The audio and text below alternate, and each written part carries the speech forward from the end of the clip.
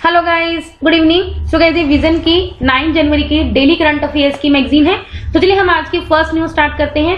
India urges WTO for permanent solution to public stock holding for food security.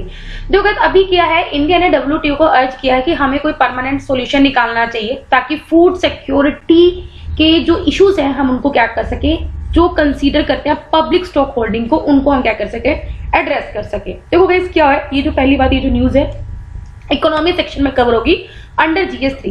देखो जो public stock holding कुछ programmes, वो programmes होते हैं जो हम उन लोगों को क्या करते हैं, जो लोगों को नीड है फूड की, उन लोगों को हम क्या करते हैं, फूड डिस्ट्रीब्यूट करते हैं। ठीक है, these are the programme which are use to purchase stock pile, मतलब स्टोर करना, या distribute food to people in the need. Like Africa और एशिया में बहुत कंट्रीज ऐसी हैं जो मतलब कि हंगर या स्टार्वेशन में बहुत ज्यादा रहती हैं। ठीक है, तो उन लोगों को हम फूड सिक्योरिटी पहुंचा सकें, तो कुछ प्रोग्राम्स इसलिए होते हैं। लेकिन क्या है, फूड सिक्योरिटी के लिए कुछ ऑब्जेक्टिव है, वो एक लेजिटिमेट है, वैधता एक ऑब्जेक्टिव है। लेकिन इसके अंडर जो पब्लिक स्टॉक होल्डिंग के अंडर कुछ प्रोग्राम्स ऐसे हैं वो ट्रेड को क्या करते हैं, डिस्टोर्ट करते हैं। क्योंकि जब क्या इसमें क्या होता है, देखो आपको समझ में आ रहा है, पब्लिक स्टॉक होल्डिंग मतलब कि हमें पब्लिक के लिए कुछ फूड को क्या करना है, स्टॉक को हम स्टोर कर सकते हैं। ठीक है, अब क्या है, आप कुछ खाने को स्टोर करोगे तो कुछ ना कुछ आप ट्रेड के अंदर ऐसी पॉलिसीज होंगी जो आपके ट्रेड को डिस्टोर्ट करेंगी। तो इसमें ये ट्रेड को कब डिस्टोर्ट करती है, जब हम जो हमारी गवर्नमेंट्स हैं वो फार्मर से क्रॉप को परचेज करती है फिक्स करते कुछ प्राइसेस पे। जैसे हमारे इंडिया में हमने MSP फिक्स किया हुआ है, इसमें क्या करती है गवर्नमेंट, उन फार्मर से वो MSP पे क्रॉप लेती है। ठीक है, अगर हम देखो एक बार हम दोबारा पढ़ लेते हैं। While food security is a legitimate policy objective, some public stock holding programmes are considered to distort trade when they involve purchases from farmers at prices fixed by the government known as supported or administered prices MSP। ठीक है, जैसे मैंने आपको भी बता दिया। ठीक है, अभी क्या है, जैसे ही हम फुल इम्प्लीमेंटेशन करेंगे फूड सिक्योरिटी प्रोग्राम के, इसकी वजह से कहीं ना कहीं जो WTO की कैप है उसको कहीं ना कहीं हम ब्रीच कर सकते हैं, तोड़ सकते हैं। तो कहीं अभी आपको पता है इंडिया क्या 10% सब्सिडी हम दे सकते हैं as per WTO। India WTO के अकॉर्डिंग डेवलपिंग जो नेशंस हैं वो 10% सब्सिडी दे सकते हैं। लेकिन अभी हमने कुछ न्यूज पढ़ी थी कि इंडिया ने 11% को सब्सिडी दी है राइस बफर पे। ठीक है, तो ये बोला गया था, USA ने बोला कि इंडिया ने तो क्या किया है, मतलब कि रूल ब्रेक किया। तो इसमें यही है कि अगर हम फूड सिक्योरिटी के प्रोग्राम्स को फुल इंप्लीमेंटेशन करेंगे, उसकी वजह से क्या हो सकता है, जो WTO के रूल्स या रेगुलेशंस हैं वो कहीं ना कहीं ब्रेक हो सकते हैं। और इंडिया इसलिए चाह रही कुछ अमेंडमेंट्स किए जाएं ताकि हम फूड सब्सिडी कैप को कैलकुलेट कर सकें। मतलब ऐसा ना हो कि हम तो सब्सिडी दें और हम तो अपने अकॉर्डिंग अच्छा कर रहे हैं, लेकिन उसकी वजह से हम WTO के रूल्स ब्रेक कर रहे हैं। ठीक है, तो ऐसा नहीं होना चाहिए। ठीक है, ट्रेड डिस्टोर्टिंग डोमेस्टिक सपोर्ट के अंदर आपको पता है 3 तरह के एम्बर बॉक्स सपोर्ट होते हैं, जिसकी वजह से to be de minimis limit. देखो गाइस, अभी क्या होता है, डी मिनिमस क्या होता है, कुछ minimum amount of domestic support है जो हम अपने ट्रेड के लिए फार्मर्स को दे सकते हैं और हमारा ट्रेड भी डिस्टोर्ट नहीं होता है। लाइक सपोज करो हम अपने फार्मर को सब्सिडी देते हैं, वो हम क्यों देते हैं, ताकि हम अपने फार्मर्स को अपनी डोमेस्टिक कंट्री में सपोर्ट कर सकें। लेकिन हम ये भी नहीं चाहते कि इंटरनेशनल ट्रेड भी डिस्टोर्ट नहीं होना चाहिए। ठीक है, तो डी मिनिमस ये होता है कि मिनिमम अमाउंट ऑफ आप डोमेस्टिक सपोर्ट दे सकते हो, इवन कि चाहे वो ट्रेड को थोड़ा बहुत डिस्टोर्ट कर रहे हैं। उस तरह की गाइस 3 तरह की सब्सिडीज होती है, अगर आपने इकोनॉमी में पढ़ा है। ग्रीन बॉक्स सब्सिडी होती है, ब्लू बॉक्स सब्सिडी होती है, एम्बर बॉक्स सब्सिडी होती है। तो जो ग्रीन बॉक्स सब्सिडीज होती हैं ये यूजुअली ट्रेड को डिस्टोर्ट नहीं करती और सबसे कम डिस्ट्रप्शन ही क्या करती है, कोर्स करती है, मतलब ज्यादा कुछ डिस्ट्रप्शन नहीं करती और इसकी हम कोई लिमिट नहीं होती इसकी सब्सिडी में। इसके अलावा जो ब्लू बॉक्स सब्सिडी होती है, इसमें भी आप सब्सिडीज देना अलाउड होता है। ये भी इसलिए दी जाती है ताकि हम ट्रेड डिस्टोर्शन को मिनिमाइज कर सकें। ठीक है, इसमें भी कोई लिमिट नहीं होती है। जो सबसे ज्यादा ट्रेड को डिस्टोर्ट करती है वो है एम्बर बॉक्स। इसमें क्या होता है, there are different types of subsidies.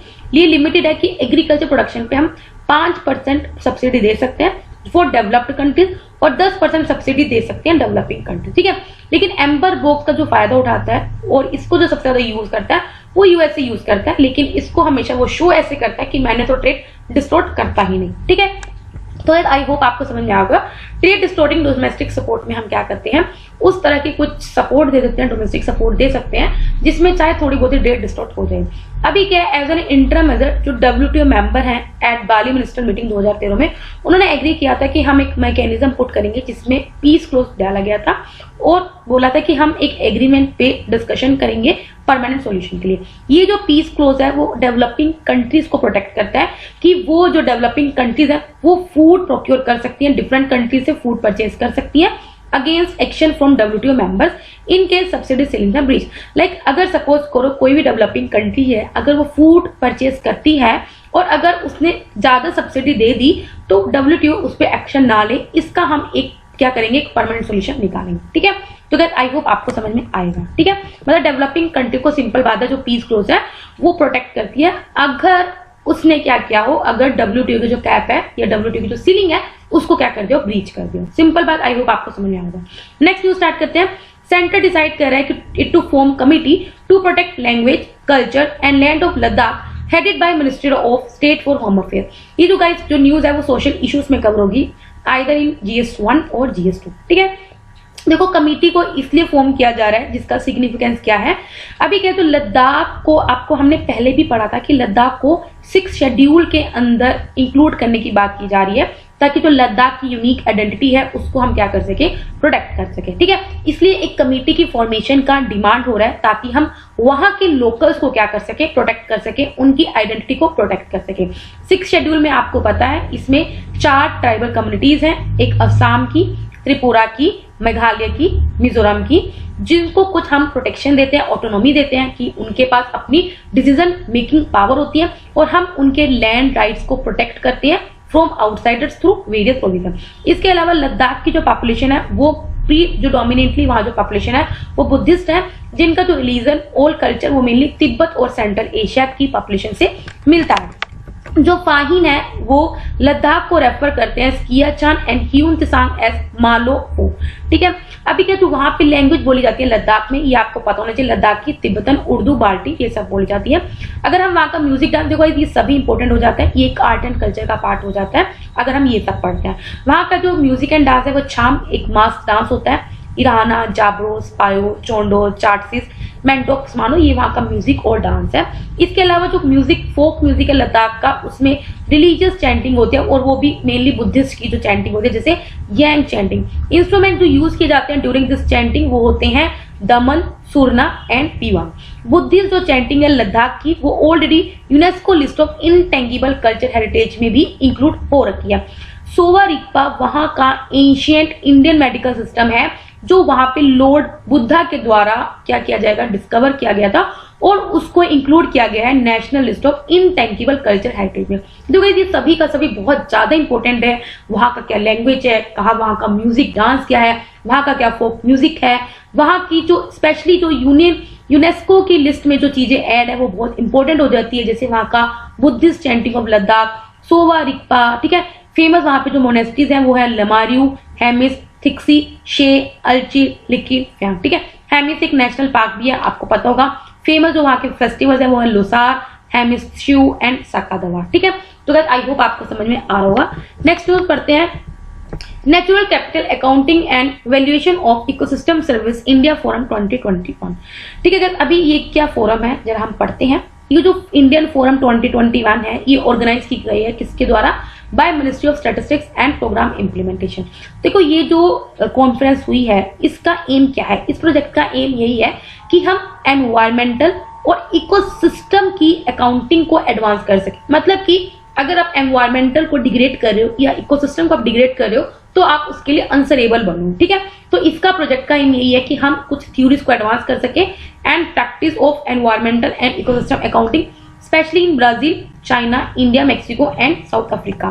ठीक है, ये फंड किया जा रहा है यूरोपियन यूनियन के द्वारा और इम्प्लीमेंट किया जा रहा है, ज्वाइंटली किया जा रहा है बाय यूएन स्टैटिस्टिक डिवीजन और UNEP that is the UN environment programme and CBD that is the convention on biological diversity. देखो ये इंपॉर्टेंट हो जाता है कि इंप्लीमेंट किस किस के द्वारा किया जा रहा है। स्पेशली देखो कितनी अच्छी बॉडीज है इसमें, UNEP, CBD, ठीक है, और साथ में UNSC। ठीक है, प्रोजेक्ट क्या करेगा, जो ministry of statistics and programme implementation है उसको हेल्प करेगा कि किस तरह से आप एनवायरमेंटल अकाउंट्स को क्या कर सकते हो, कंपाइल कर सकते हो, किस तरह से आप स्टार्ट कर सकते हो as per UN system for environmental economic account, मतलब कि हमें जो रूल्स के अकॉर्डिंग चलना है, फ्रेमवर्क के अकॉर्डिंग चलना है, वो हमें यूएन के फ्रेमवर्क के अकॉर्डिंग चलना है।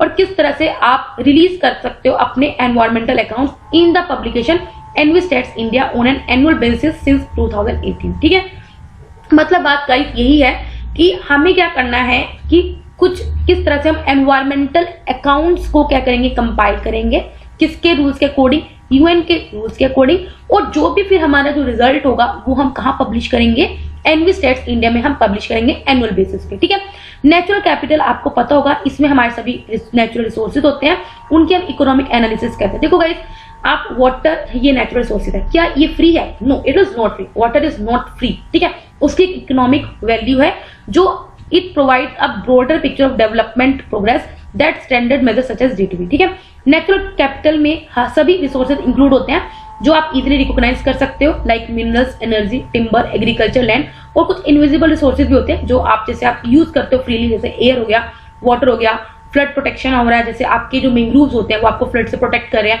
आपके जो पेड़ हैं इतने सारे वो आपको फ्लड से प्रोटेक्ट कर रहे हैं। ये सब क्या है? ये आपके इनविजिबल सोर्सेज हैं जो आप नेचर आपको दे रही है। कार्बन स्टोरेज, जैसे जितने आपको पता है, जो आपके ओशंस हो गए, ट्रीज हो गए, सब क्या करते हैं? They act like a carbon capture, carbon sequester device. ठीक है, इसलिए हमें क्या करना है, नेचुरल कैपिटल को नेशनल अकाउंट्स में इनकॉर्पोरेट करना है, जिससे हम ये रिवील करेंगे कि किस तरह से एनवायरनमेंट डायरेक्टली इंटरेक्ट करते हैं इकोनॉमिक एक्टिविटी से और सपोर्ट कर सकते हैं हम बेटर इकोनॉमिक डिसीजंस को। ठीक है, तो फिर आई होप आपको समझ में आ गया होगा। ठीक है, नेक्स्ट न्यूज पढ़ते हैं। एवियन इन्फ्लुएंजा बर्ड फ्लू, ये आप सबको पता होगा बर्ड फ्लू कितना फैल रहा है इंडिया में। Central teams develop to visit affected states for monitoring and investigation. देखो, जो बर्ड फ्लू है ये हमारा किसमें, एनवायरमेंट सेक्शन में कवर होगा, बाकी इससे पहले जो हमने न्यूज पढ़ी है वो भी एनवायरमेंट सेक्शन में ही कवर होगा। देखो अभी क्या सेंट्रल टीम्स को डिप्लॉय किया गया है, वो विजिट करेंगी कहाँ, जहां पे बर्ड फ्लू सबसे ज्यादा फैल रहा है, जैसे केरला में अभी हमने बोला, डक्स में था, हरियाणा में, हिमाचल प्रदेश में, वहां पे हम मॉनिटर करेंगी और इन्वेस्टिगेशन करेंगी। बर्ड फ्लू को हम एवियन इन्फ्लुएंजा भी बोलते हैं। वायरल डिजीज है जो कि क्या है, एक बर्ड से दूसरे बर्ड में कम्युनिकेबल है और एक बर्ड से दूसरे बर्ड में या एनिमल्स में आराम से फैल सकती है। जो माइग्रेटरी बर्ड्स हैं, आपको पता है विंटर्स में काफी बर्ड्स हैं जो क्या होते हैं, लाइक दूसरे हमारी कंट्री में आते हैं, इसकी वजह से they are the large responsible कि वो कहीं ना कहीं लॉन्ग डिस्टेंस जो वायरस है वो हमारे इंडिया में लेके आए हैं। ये फिर कैसे स्प्रेड हो जाएगा? ऑफकोर्स जो लोकल जो मूवमेंट हो रही है रेजिडेंशियल बर्ड्स की, पोल्ट्री की, उसके थ्रू भी क्या है फैल सकता है। ये जो कोज होता है by influenza type A virus, जो जनरली इफेक्ट करता है पोल्ट्री बर्ड्स को। जैसे आपका जब चिकन विकन खाते हो यार जो लोग, तो भाई मैं आपको सजेस्ट करूंगी थोड़ा दिन अवॉइड करें। ठीक है, जैसे चिकन, टर्कीज, एक्वेटिक बर्ड्स में ये प्राइमरी नेचुरल रिजर्वर होता है for most of types of influenza A virus. ठीक है, अगर हम ओरिजिन पे डिपेंड करते हैं, जो इन्फ्लुएंजा ए वायरस होता है वो एवियन इन्फ्लुएंजा में दो तरह के होता है, जैसे H5N1 अभी हमने पढ़ा था केरला में ये वाला पाया गया, H9N2 भी होता है। स्वाइन इन्फ्लुएंजा जो मेनली पिग्स में पाया जाता है वो H1N1, H3N2 होता है, और भी different type of animal influenza virus होते हैं। ठीक है, इन्फ्लुएंजा टाइप ए वायरस भी सब टाइप्स में क्लासिफाई होते हैं, वो डिपेंड करता है कि वो डिफरेंट वायरस किस तरह से प्रोटीन का कंबाइन करते हैं। ठीक है, हीमोग्लूटिन के साथ कैसे कंबाइन करते हैं और न्यूरामिनिडेज के साथ क्या कंबाइन करते हैं। ठीक है, इस तरह की जो टर्म्स है ना वो आप अभी ऐसे पढ़ लो। ठीक है, फॉर एग्जाम्पल अगर जो वायरस है उसका जो HA that is the haemagglutinin 7 protein है, अगर वो न्यूरामिनिडेज के साथ 9 प्रोटीन के साथ क्या कंबाइन हो जाता है तो उसको हम क्या बोलेंगे, H7N9। ठीक है, मतलब आपको समझ में आ गया। जैसे अभी हमने पढ़ा जो केरला में भी डक्स में जो पाया गया वो कौन सा था, H5N1 था। इसका मतलब क्या है, उसमें जो लाइक जो हीमोग्लूटिन है वो 5 प्रोटीन नंबर है और जो Na प्रोटीन है वो क्या है, N1 है। ठीक है, तो ह्यूमन जो इन्फेक्शन है वो वैसे डायरेक्ट कॉन्टेक्ट से हो सकता है, मतलब वैसे नहीं वो फैलता बर्ड से, लेकिन ह्यूमन इन्फेक्शन भी हो सकता है अगर आप इन्फेक्टेड एनिमल्स या बर्ड से डायरेक्ट कॉन्टेक्ट रखते हैं। ठीक है, अब हम देख सकते हैं 4 टाइप्स के इन्फ्लुएंजा वायरस होते हैं, type A, B, C, D। ठीक है, जो इन्फ्लुएंजा ए वायरस होता है वो इन्फेक्ट कर सकता है ह्यूमंस को और डिफरेंट एनिमल्स को भी। अगर जो एमर्ज होते हैं new and very different influenza A virus, इसका एबिलिटी होती है कि वो लोगों को भी इन्फेक्ट कर सकता है और ह्यूमन टू ह्यूमन ट्रांसमिशन भी हो सकता है and can cause an influenza pandemic भी हो सकते हैं। जो इन्फ्लुएंजा बी वायरस होती हैं वो ह्यूमंस के अमंग ही सर्कुलेट करता है, सीजनल होता है। ठीक है, रिसेंट जो डाटा शो करता है सील्स कैन बी इन्फेक्टेड। ठीक है, इन्फ्लुएंजा जो सी वायरस होता है वो ह्यूमंस और पिग्स दोनों को इन्फेक्ट करता है, लेकिन जो इन्फेक्शन होता है वो मेनली थोड़ा माइल्ड होता है, मतलब इतना ज्यादा सीवियर नहीं होता। ठीक है, और ज्यादा रेयरली रिपोर्ट होता है। इन्फ्लुएंजा जो डी वायरस होता है वो प्राइमरी कैटल को इन्फेक्ट करता है, जो आपके मिल्की एनिमल्स होता है उनको इफेक्ट करता है, लेकिन लोगों में कोई भी इन्फेक्ट नहीं करता और इलनेस नहीं करता। मतलब कि सबसे ज्यादा जो खतरनाक है वो इन्फ्लुएंजा एक ही है, ठीक है।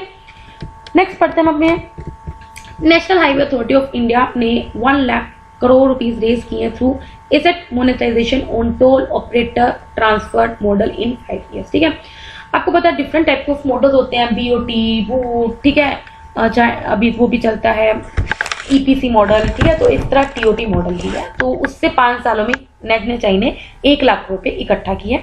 तो ये हमारी जो न्यूज है इकोनॉमी सेक्शन में, इंफ्रास्ट्रक्चर सेक्शन में कवर होगी, ठीक है। ये आप सबको पता होगा जो national highway authority of India, इसका काम क्या है, public funded national highway projects को क्या करती है, मोनेटाइज करती है, ठीक है। जिसका का जो ऑपरेशन मतलब कि कलेक्ट करती है toll at least 1 year after the commercial operation, मतलब जब भी वो हाईवे बन जाता है तो 1 साल तक वो टोल इकट्ठा करती है through TOT model on a case to case basis. अब हम पढ़ लेते हैं पहले टोल ऑपरेट ट्रांसफर मॉडल क्या है। देखो टोल ऑपरेट ट्रांसफर जो मॉडल है वो इसलिए होता है ताकि हम नेशनल हाईवे प्रोजेक्ट्स को क्या कर सके, मोनेटाइज कर सकें। देखो गाइस, किसी भी नेशनल हाईवे को अपने रोड को बनाना है तो आपको पैसा चाहिए, और पैसे के लिए आपको क्या करना पड़ेगा, पैसे इकट्ठा करना पड़ेगा, और उसके लिए आपको क्या करना पड़ेगा, इन्वेस्टर्स को अट्रैक्ट करना पड़ेगा। तो इसमें क्या करेंगे, जो इन्वेस्टर्स हैं वो आपको क्या करते हैं, इन्वेस्ट करते हैं, ठीक है, और उनको क्या वापस रिटर्न मिलता है long term toll collection rights का, backed by sound tolling system. इस मॉडल के अंदर क्या होता है, जो हाईएस्ट बिडर होता है, मतलब कि जो भी कंपनी है या जो ऑर्गेनाइजेशन है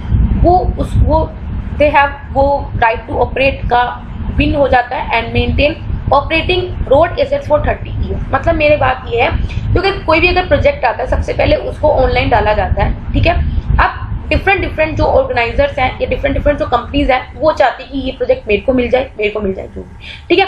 इसके अंदर क्या होता है, तो जो सबसे ज्यादा बोलता है कि हाँ मैं इस प्रोजेक्ट में इतना पैसा लगाऊंगा, ऑफ कोर्स वो ही जीतता है। फिर उस जो बिडर है उसके पास होता है कि वो अगले 30 साल तक उस रोड को मेंटेन कर सकता है, मतलब खुद उसका जो टोल इकट्ठा करके वो अपना खा सकता है, ठीक है। जो राइट टू टोल रेवेन्यू होता है वो उसके बाद जब तक होते हैं, ठीक है। ये मॉडल मोर अट्रैक्टिव है इन्वेस्टर्स के लिए क्योंकि उनको इंफ्रास्ट्रक्चर प्रोजेक्ट नहीं बिल्ड करना पड़ता फ्रॉम स्क्रैच।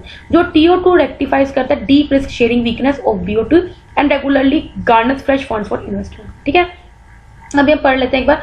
एसेट मोनेटाइजेशन में क्या होता है, हम न्यू सोर्स ऑफ रेवेन्यू को क्रिएट करते हैं। अभी आपको बताया कि हमें रेवेन्यू चाहिए by unlocking the value of unutilised public asset, ठीक है। जैसे सेल प्रोसीड्स हो गए, फॉर एग्जांपल डिसइन्वेस्टमेंट प्रोसीड्स होगी, इनको हम यूज करते हैं to acquire additional operations, stabilise cost और revitalise existing properties, retire exist डेब्ट टू इंक्रीज रेवेन्यू प्रोडक्शन। अभी जो पब्लिक सेक्टर के गवर्नमेंट डिपार्टमेंट के क्या एसेट्स हैं उनको हम ब्रॉडली क्लासिफाई कर सकते हैं। अब आपको पता ही होगा गवर्नमेंट के क्या क्या एसेट्स हैं, जैसे लैंड एंड बिल्डिंग होगी, ठीक है। ब्राउनफील्ड ऑपरेशनल एसेट्स मतलब कि जो ऑलरेडी ही जो एग्जिस्टिंग है, जैसे pipeline, roads, mobile tower. Financial assets हो गए जैसे इक्विटी शेयर्स, डेब्ट सिक्योरिटीज, मिसलेनियस एसेट्स, ठीक है। अदर मैकेनिज्म क्या है मोनेटाइज के लिए, जैसे आप टोल रेवेन्यूज को सिक्योरिटाइज कर सो, आप इंफ्रास्ट्रक्चर इन्वेस्टमेंट फंड को सेटअप कर दो। एक तरह का म्यूचुअल फंड है, मैंने आपको बताया, जिसमें आप क्या कर सकते हो, इन्वेस्टर से डायरेक्ट इन्वेस्टमेंट लो और जब बाद में क्या उनको रिटर्न उनको शेयर कर लो, ठीक है, of small amount of money from possible institution investor in infrastructure to earn a small portion of income as return. मतलब सिंपल, जैसे आप RD FD कराते हो, उसमें क्या करते हो, आप इन्वेस्ट करते हो और आपको जो इंटरेस्ट मिलता है वो आप क्या करते हो, एंजॉय करते हो, ठीक है। इसके अलावा हम प्रोजेक्ट को फाइनेंस कर सकते हैं through national investment and infrastructure fund, जो कि सपोर्ट करता है स्पेशल पर्पस व्हीकल्स को, ठीक है। तो गाइस आई होप आपको समझ में आया होगा। अब हम पढ़ते हैं सबसे छोटी छोटी न्यूज पे, मर्चेंट डिस्काउंट रेट। ये हमने पहले भी पढ़ा हुआ, मर्चेंट डिस्काउंट रेट क्या होता है। देखो गाइस, जो मर्चेंट डिस्काउंट रेट होता है वो कुछ मर्चेंट जैसे बिजनेसमैन हैं उनको बैंक्स को देना पड़ता है कुछ पैसा, या पेमेंट सर्विस प्रोवाइडर्स को देना पड़ता है किसी भी ट्रांजेक्शन के थ्रू, और ये एप्लीकेबल होता है on peer to merchant basis, ठीक है। लाइक आप अगर कोई ट्रांजेक्शन कर रहे हो तो आप कुछ पैसा देते हो, that is the merchant discount rate, ठीक है। तो 1 जनवरी 2020 से क्या है, जिस बिजनेस का जो एनुअल टर्नओवर है वो 50 करोड़ से जाता है, उनको क्या करना पड़ेगा, low cost digital payment options दिया जाएगा कस्टमर्स को विदाउट लिविंग एनी MDF, मतलब कि उन्हें अब मर्चेंट डिस्काउंट रेट नहीं देना पड़ेगा, नॉट आइदर ऑन कस्टमर्स और मर्चेंट, ठीक है। रिसेंटली क्या ये न्यूज में इसलिए था क्योंकि जो डिजिटल पेमेंट फर्म्स है वो डिमांड कर रही है कि जो हमें मर्चेंट डिस्काउंट रेट का रीइंबर्स किया जाए on transaction on UPI on RuPay network. देखो गाइस, आप जैसे जीपे करते हो, गूगल पे करते हो, आपको ट्रांजेक्शन कॉस्ट नहीं पड़ता। पहले क्या करता था, IMPS करते थे, NEFT करते थे, तो आपको ट्रांजेक्शन कॉस्ट देना पड़ता था, ठीक है। तो वही होता है मर्चेंट डिस्काउंट रेट, ठीक है। तो अभी कुछ जो डिजिटल पेमेंट फर्म्स हैं जैसे गूगल पे हो गया, पेटीएम हो गया, फोन पे हो गया, वो डिमांड कर रही है कि हमें ये मर्चेंट डिस्काउंट रेट जो हमारे से लिया गया वो हमें आप रीइंबर्स करो वापस, ठीक है। सिंपल बात ही है। ग्लोबल इकोनॉमिक प्रोस्पेक्ट्स रिपोर्ट आई है, ये कौन रिलीज करता है? सबसे इंपॉर्टेंट यही हो जाता है, वर्ल्ड बैंक इसे रिपोर्ट रिलीज करता है। हाईलाइट क्या है? जो ग्लोबल इकोनॉमी है माना जा रहा है वो 2021 में 4% बढ़ेगी, और ये बोला जा रहा है कि जो कोविड-19 वैक्सीन रोल आउट है वो मतलब कि पूरी जगह फैलेगा।